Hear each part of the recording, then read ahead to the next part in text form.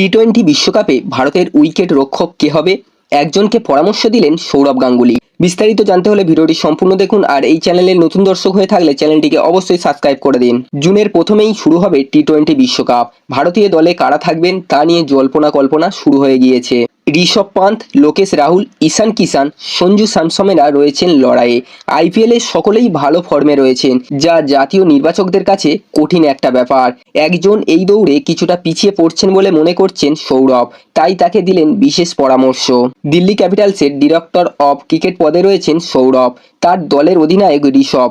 বাঁহাতি তরুণ ক্রিকেট রক্ষককে নিয়ে সৌরভের উচ্ছ্বাস নতুন নয়, তবে নিজের দলের অধিনায়ককে নয়। সৌরভ টি-20 বিশ্বকাপের জন্য পরামর্শ দিয়েছেন লখনৌ সুপার জায়ান্টসের অধিনায়ক রাহুলকে। সৌরভের মতে টি-20 বিশ্বকাপ খেলতে হলে রাহুলকে আরও ভয়ডরহীনভাবে ব্যাট করতে হবে।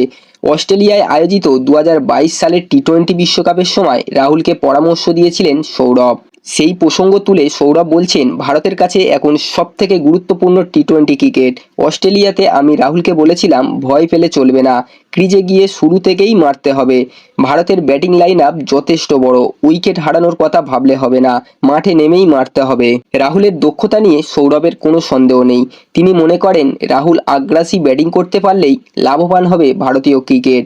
সৌরভ মনে করেন টি-20 বিশ্বকাপের দলে রাহুল থাকলে লাভবান হবে ভারত, তাই দলে জায়গা পাওয়ার রাস্তা রাহুলকে দেখিয়ে দিয়েছে সৌরভ। বন্ধুরা, ভারতের টি-20 ওয়ার্ল্ড কাপে উইকেট রক্ষক কে হবে? আপনাদের মন্তব্য অবশ্যই কমেন্ট বক্সে জানাবেন। ভিডিওটি ভালো লাগলে একটা লাইক করে দেবেন এবং এই চ্যানেলের নতুন দর্শক হয়ে থাকলে চ্যানেলটিকে অবশ্যই সাবস্ক্রাইব করে দেবেন।